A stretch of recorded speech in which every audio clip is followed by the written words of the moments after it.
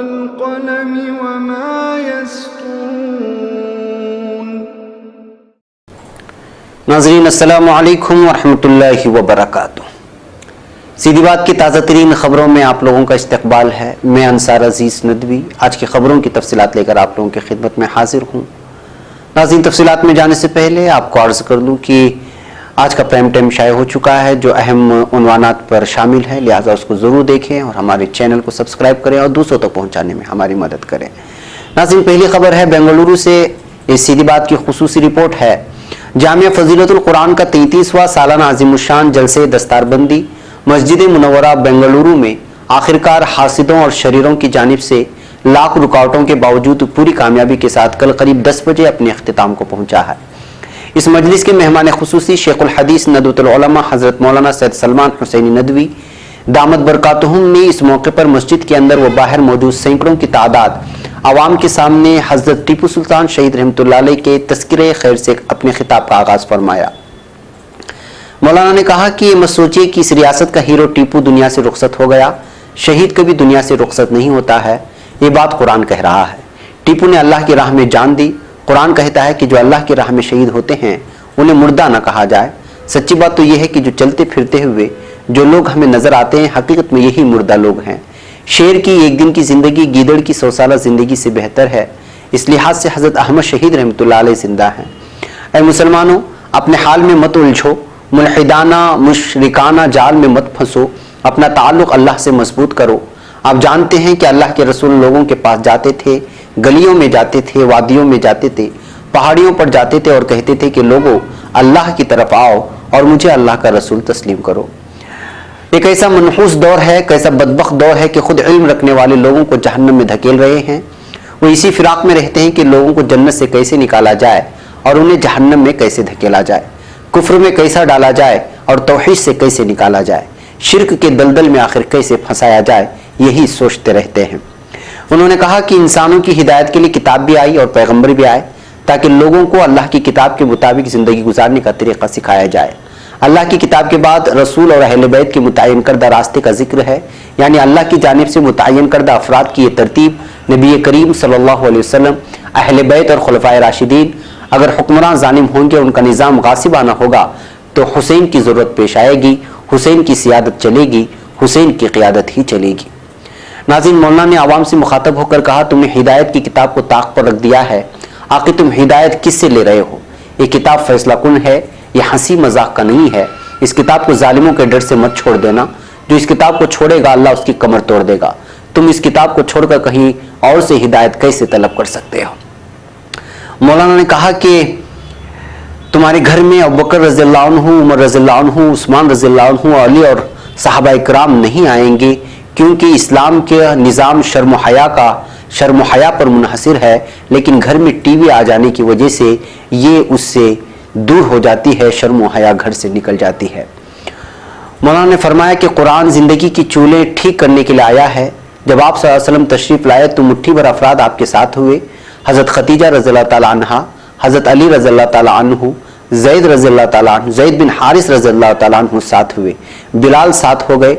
छोटा सा काफिला 2-4 अफराद पर मुश्तमिल था।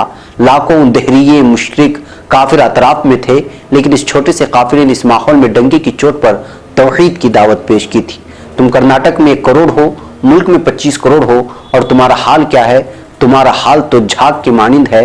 दुनिया में 55 ममालिक के झंडे अक़वाम मुत्तहिदा की बिल्डिंग पर लहरा रहे हैं और ये मुस्लिम हुक्मरान नेतन्याहू के जूतों में पड़े हुए हैं। मौलाना ने इस मौके पर और भी कई सारी बातों पर रहनुमाई फरमाई। याद रहे कि इस मौके पर मदरसे हिफ्ज़ कुरान की तकमील करने वाले मदरसे के तलबा करीब 30 तलबा की दस्तारबंदी मौलाना के ही हाथों से हुई। बाद नमाज असर इस इजलास का आगाज़ हुआ था। कई मकामी उलमा इकराम ने शिरकत की थी। बाद नमाज असर मौलाना मुफ्ती आदिल साहब नदवी का भी पुरमक्स खिताब हुआ। मौलाना सलमान नदवी साहब को इस महफिल में शानी टीपू यानी तलवार और पगड़ी से इज्जत अफजाई करते हुए इस महफिल में जान भर दिया गया। मौलाना तमिलनाडु के धर्मपुरी में वाक़ मदरसा मेराजुल उलूम के जलसे में शिरकत के लिए रवाना हो चुके हैं और अभी वहाँ से कुछ ताज़ा तस्वीरें भी आई हुई हैं, आप इसको देख सकते हैं। तो वहाँ भी तूफ़ान बदतमीज़ी की शिद्दत में कोई कमी नज़र नहीं आई थी, लेकिन अल्लाह की इस मर्द मुजाहिद की पेशानी पर न बल पड़ते हैं, न हरासानी की कोई लकीर ही उभरती हुई नज़र आती है। तिलावत कलाम पाक से जलसे का आगाज़ हुआ था। इब्राहिम नफीस ने नात पढ़ी थी, तलबा ने इस्तकबाल नज़म पेश की, मौलाना मुतहिर सिराजी ने जलसे के इंतजामात को बहस्न खूबी अंजाम दिया था, तो निज़ामत के फ़राइज़ मौलाना मुक़द्दर साहब दुआएं ने की और दुआ कलिमात पर जलसा अपने अख्तिताम को पहुंचा। मदरसा मेराजुल उलूम धर्मपुरी में जो जलसा इस वक्त चल रहा है उसकी कुछ तस्वीरें हैं, इसको आप देख लें।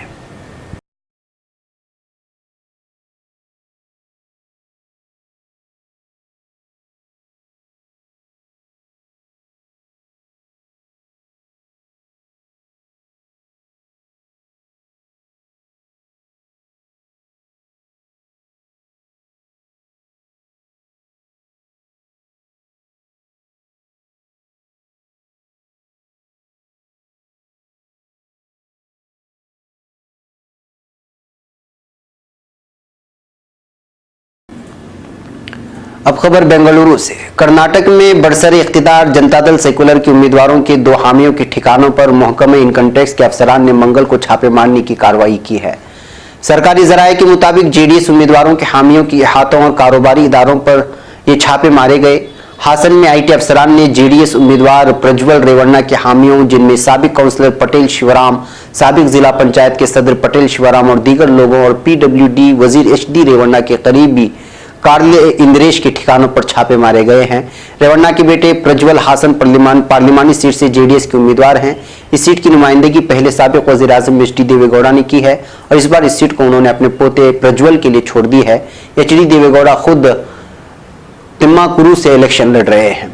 जराये के मुताबिक महकमे इनकम टैक्स की छापामारी की कार्रवाई मंड्या लोकसभा इलाके में भी जारी है, जहां वजीर आला एच डी कुमार स्वामी के बेटे निखिल आजाद उम्मीदवार और सीनियर अदाकारा सुमालता अम्बरीश से मुकाबला कर रहे हैं, जो आंजहानी मरकजी वजीर अम्बरीश की अहलिया हैं। अब खबर उत्तर प्रदेश से। उत्तर प्रदेश के बुलंदशहर में पुलिस ने कसीर मिकदार में असलहे और कारतूस बरामद किए हैं। पुलिस को यह कामयाबी रेगुलर चेकिंग के दौरान हासिल हुई है। बुलंदशहर के एसएसपी को लांची का कहना है कि चेकिंग के दौरान 405 गैर कानूनी असलहे, 739 कारतूस, 2 करोड़ रुपए की शराब और 1.5 करोड़ की नकदी पकड़ी गई है। उन्होंने मजीद कहा कि हम इस तरह की चेकिंग लगातार जारी रखे हुए हैं और इलाके में इस तरह की किसी भी गैर कानूनी सरगर्मी को बर्दाश्त नहीं किया जाएगा। अब खबर नई दिल्ली से। मरकजी हुकूमत ने एप्पल और गूगल को अपने प्ले स्टोर से टिकटॉक मोबाइल ऐप को हटाने की हिदायत दी है। सुप्रीम कोर्ट ने टिकटॉक पर पाबंदी लगाने से मुतालिक मद्रास हाईकोर्ट के मदुराई बेंच के फैसले पर रोक लगाने से इनकार कर दिया था, जिसके बाद मरकजी हुकूमत ने एप्पल और गूगल को प्ले स्टोर से टिकटॉक मोबाइल ऐप को हटाने की हिदायत दी है। टिकटॉक मोबाइल ऐप दरअसल वीडियो बनाने का एक ऐप है जिसे नौजवानों में काफ़ी मकबूलियत मिली है और मुल्क में 104 मिलियन सारिफिन इसका इस्तेमाल कर रहे हैं। टिकटॉक की वबा इन दिनों नौजवानों में फैल रही है। टिकटॉक की वीडियोस देखने वालों के साथ इस पर वीडियोस अपलोड करने का जुनून भी नौजवान नस्ल में बढ़ता जा रहा है। 2 दिन पहले टिकटॉक पर वीडियो बनाते हुए गोली चलने से एक नौजवान की मौत हो गई थी। वाज़ेह है कि मद्रास हाईकोर्ट की डिवीजन बेंच ने एक मामले की समाअत के दौरान ये हिदायत दी है। अब खबर छत्तीसगढ़ से। छत्तीसगढ़ के रायगढ़ जिले में माइनिंग माफिया ने एक असिस्टेंट कलेक्टर की कार को जेसीबी से कुचलकर मुबैना तौर पर कत्ल करने की कोशिश की। पुलिस ने शनिचर को यह जानकारी दी। एडिशनल जिला पुलिस सुपरिटेंडेंट अभिषेक वर्मा ने बताया कि वाकया सारंगढ़ के टम्बरलगा कानकनी इलाके में जुमा देर रात हुआ। उन्होंने बताया कि गैर कानूनी तरीके से पत्थर की खुदाई और डोलोमाइट कानकनी के बारे में इत्तला मिलने पर असिस्टेंट कलेक्टर के तौर पर रायगढ़ में तैनात जेर तरबियत आईएएस अफसर Menak Chaturvedi, deputy director SS नाग और एक माइनिंग इंस्पेक्टर सारंगढ़ इलाके के लिए रवाना हुए। एडिशनल पुलिस सुपरिटेंडेंट ने बताया कि टम्बरलगा में जारी गैर कानूनी कानकनी देखने के बाद वो तफ्तीश के लिए रुक गए। तभी इलाके में खुदाई करवा रहा अमृत पटेल वहां पहुंच गया और मुबैना तौर पर अफसरों को कोई भी कार्रवाई करने से रोकने की कोशिश की। उन्होंने बताया कि पटेल ने अपने साथियों को बुलाया और जब अफसर वहां से जाने वाले थे कि तभी पटेल की हिदायत पर एक जेसीबी मशीन के ड्राइवर ने चतुर्वेदी की कार को कुचलने की कोशिश की। अब खबर हरियाणा से। हरियाणा की 10 लोकसभा सीटों के लिए 12 मई को होने वाले इंतखाबात के लिए मंगल 16 अप्रैल को नोटिफिकेशन जारी कर दिया गया है। इसके साथ ही इंतखाबात लड़ने के ख्वाह उम्मीदवारों के लिए कागजात नामजदगी दाखिल करने का अमल भी शुरू हो गया है। रियासती इलेक्शन दफ्तर के एक तर्जुमान के मुताबिक कागजात नामजदगी दाखिल करने का अमल 23 अप्रैल तक जारी रहेगा। तमाम उम्मीदवार 11 बजे से लेकर शाम 3 बजे तक अपने कागजात नामजदगी दाखिल कर सकेंगे। 17 अप्रैल को रियासत में आम तातील रहेगी और 21 अप्रैल को इतवार होगा, जिसकी वजह से इन 2 दिनों में कागजात नामजदगी दाखिल नहीं होंगे। इलेक्शन कमीशन की तरफ से कागजात नामजदगी दाखिल करने के अमल की वीडियोग्राफी कराई जाने का हुक्म दिया गया है। अब खबर बाराबंकी से। इंतखाबी कमीशन की सख्त हिदायत के बावजूद रेल टिकटों पर पीएम नरेंद्र मोदी की तस्वीर छपने के मामले में कार्रवाई की गई है। ये मामला उत्तर प्रदेश के बाराबंकी का है। इस अमल के लिए रेलवे के 2 मुलाजिमीन को मुअत्तल कर दिया गया। बाराबंकी के जिला मजिस्ट्रेट ने इस सिलसिले में बताया कि 13 अप्रैल को टिकट मुलाजिमीन ने गलती से पुराने टिकट की शीट पर प्रिंट करते हुए मुसाफिरों को टिकट दे दिए। इस मामले में कार्रवाई की गई है। इंतखाबी कमीशन ने पीएम मोदी की तस्वीर वाला टिकट मुसाफिरों को देने पर सख्त बरहमी का इजहार करते हुए महकमे रेल को नोटिस जारी किया था, जिसके बाद ये कार्रवाई हो गई। अब खबर गुजरात से। गुजरात के एक बीजेपी एमएलए ने सोमवार को लोगों से कहा है कि अगर वो बीजेपी को वोट नहीं देते हैं तो उनको काम नहीं दिया जाएगा। कुछ दिन पहले मरकजी वजीर और बीजेपी रहनुमा मेनका गांधी ने ऐसा ही बयान दिया था और कहा था कि अगर मुस्लिम उनको वोट नहीं देंगे तो मुसलमानों का काम नहीं करेंगी। फतेहपुरा के एमएलए रमेश कटारा ने कहा कि बीजेपी के लिए वोटिंग में कोई गलती नहीं होनी चाहिए। उन्होंने दावा किया कि मोदी साहब ने पोलिंग बूथ पर निगरानी के लिए कैमरे लगवा रखे हैं। वो दाहोद से बीजेपी के लोकसभा उम्मीदवार जसवंत सिंह भब्बोर के लिए इंतखाबी तशहीर कर रहे थे। खबर रसा एजेंसी से एनआईए के मुताबिक कटारा ने कहा कि बीजेपी को किसने वोट दिया, कांग्रेस को किसने वोट दिया, ये सब दिखाई देता है। अब खबर कोल्लम से। कांग्रेस के सदर राहुल गांधी ने आज इल्जाम लगाया कि भारतीय जनता पार्टी और आरएसएस मुल्क में अपना एजेंडा नाफिज करने के लिए मुखालिफत की आवाजों को दबाने की कोशिश कर रहे हैं। राहुल गांधी ने केरला के पथानापुरम में इंतखाबी जलसे से खिताब करते हुए इल्जाम लगाया कि मुल्क आरएसएस और बीजेपी के हमले का सामना कर रहा है और सिंह परिवार की तशद्दुद की सियासत का कांग्रेस की अदम तशद्दुद के नजरिए से ही मुकाबला किया जाएगा। कांग्रेस सदर ने केरला को सियासी तशद्दुद की जमीन करार दिए जाने से मुताल्लिक बीजेपी सदर अमित शाह के इल्जाम की तरदीद करते हुए कहा कि रियासत समाजी खैरसगाली, रवादारी और भाईचारे की मिसाल है। अब खबर कश्मीर से। कश्मीर की साबिक वज़ीर आला और पीपल्स डेमोक्रेटिक पार्टी की सरबराह महबूबा मुफ्ती का कहना है कि बीजेपी अपनी डूबती कश्ती बचाने के लिए किसी भी हद तक जा सकती है और इंतखाबात में कामयाबी के लिए पाकिस्तान पर एक और हमला कर सकती है।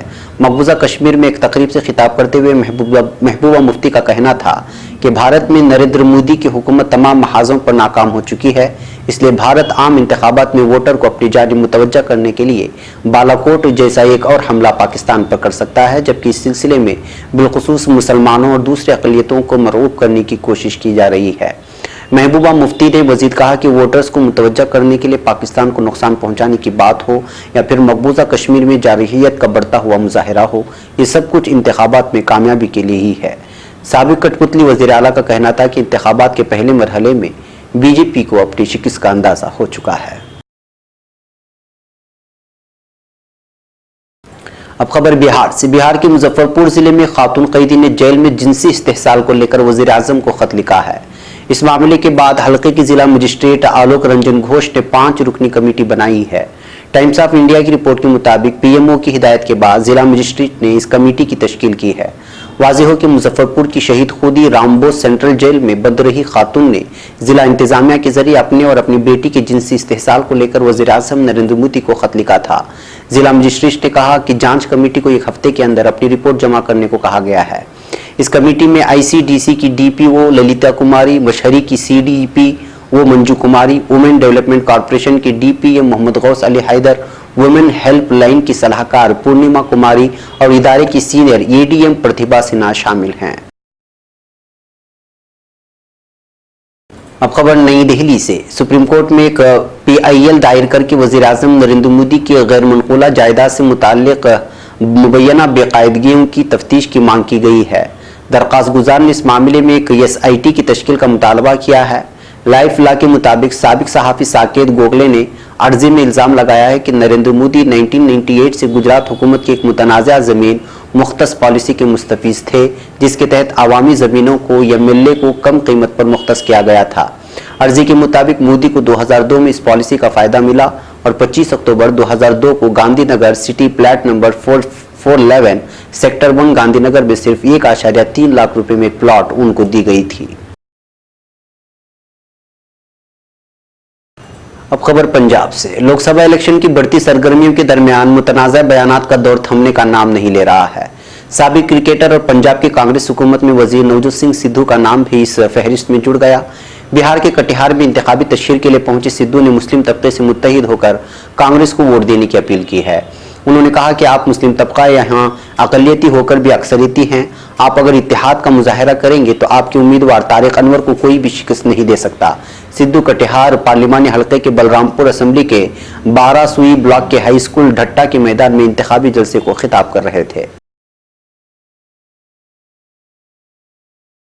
अब खबर तुर्की से। तुर्की के सदर रजब तैयब एर्दोगान ने कहा है कि फ्रांस के दारुल हुकूमत पेरिस के नोट्रे डेम कैथेड्रल में लगने वाली आग ने हमें भी शदीद मुतासिर किया है।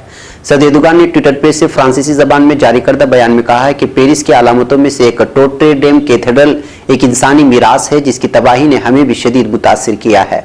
सदर एर्दोगान ने कहा है कि इस अफसोसनाक सानिया पर मैं अपने और अपनी मिल्लत की तरफ से फ्रांस की आवाम से इजहार अफसोस करता हूँ। अब खबर मकबूजा बैतुल मक़दिस से। मस्जिद अक्सा के हिफाजती अमले के कमरों में अचानक आग भड़क उठी जिसके नतीजे में कमरों में मौजूद कपड़े और दीगर कीमती सामान जलकर खाकस्तर हो गया। ताहम किसी किस्म का जानी नुकसान नहीं हुआ है। मरकज इत्तलात फिलिस्तीन के मुताबिक मस्जिद अक्सा के मुसल्ला अल मरवानी के ऊपर बनाए गए मुतादिद कमरों में आग भड़क उठी है जिसने मुतादिद कमरों को अपनी लपेट में ले लिया। मकामी फिलिस्तीनी ज़राए ने बताया कि आग ने अचानक मुसल्ला अल मरवानी के मकाम को अपनी लपेट में ले लिया है। मस्जिद अक्सा के इंतजामी हुक्काम और फायर ब्रिगेड ने फौरी मुदाखलत करते हुए आग पर काबू पा लिया। आतिशज़दगी की वजह मालूम नहीं हो सकी, ताहम हुक्काम ने इस वाक़े की तहकीकात शुरू कर दी है। ख्याल रहे कि मुसल्ला अल मरवानी में 16 कमरे हैं। 4 दोनों पर फैली इस जगह में एक बड़ी नमाजगाह है। अब खबर शाम से। मगरबी इंटेलिजेंस ज़राए का कहना है कि हफ्ता 13 अप्रैल को शाम की सुबह हम्मा के इलाके मसियाफ में होने वाले इसराइली फिजाई हमले में ईरानी और शामी अफसरान और मिसाइल टेक्नोलॉजी के गैर मुल्की माहिरीन हलाक और जख्मी हुए हैं। ये गैर मुल्की माहिरीन दुरुस्त निशाने के हामिल मिसाइल तैयार करने के सिलसिले में शामियों की मावनत कर रहे थे। ज़राए के मुताबिक centre for Syrian studies and research पर होने वाले हमले में मुतादिद गैर मुल्की हलाक हुए। हलाक शुदगान में मिसाइल टेक्नोलॉजी के रूसी और शिमाली कोरियाई माहिरीन शामिल हैं जो मज़कूरा मरकज़ के मुख्तलिफ शोबों में काम कर रहे थे। इस बात का इंकिशाफ इसराइली वेबसाइट डेबका पर जारी एक खबर में किया गया है। अब खबर तुर्की से। सदारती तर्जुमान इब्राहिम कालन ने मुत्तहिदा अमेरिका के बयानात के तुर्की पर पाबंदियां आयद की जाएंगी कि उल्टे पांव वापस मुड़ने की जानिब इशारा करते हुए कहा कि मैं नहीं समझता कि तुर्की को खोने का खतरा अपने सर ले सकता है। इब्राहिम कालन ने अमरीकी शहर वाशिंगटन में तुर्की अमेरिका बिजनेस काउंसिल और अमरीकी तुर्क काउंसिल के ज़ेर एहतिमाम 37वीं मुश्तरका सालाना कॉन्फ्रेंस में शिरकत की। यहाँ पर एक खुसूसी इंटरव्यू में दोनों मुल्कों के बाहमी ताल्लुकात का जायजा पेश करने वाले कालन का कहना था कि इस मामले के मुस्तकबिल के लिए पुरुम्मीद होना लाजमी है। तर्जुमान ने बताया कि अमेरिका की जानिब से तुर्की के मामले में पाबंदियों की जबान का इस्तेमाल एक जी फहम बात नहीं। हमारी अमेरिका के साथ मुताद्दिद शोबेजात में शराकतदारी मौजूद है। अगर पाबंदियों और धमकियों की बातें करते रहेंगे तो फिर शराकतदारी के मकासद तक कैसे पहुंचेंगे। नाज़रीन, ये थी आज की ताज़ा तीन खबरें। अगली ताज़ा तीन खबरों के साथ फिर आपसे मुलाकात होगी। हमारी पूरी टीम को यहाँ पर इजाज़त दें। अस्सलामु अलैकुम व रहमतुल्लाहि व बरकातहू।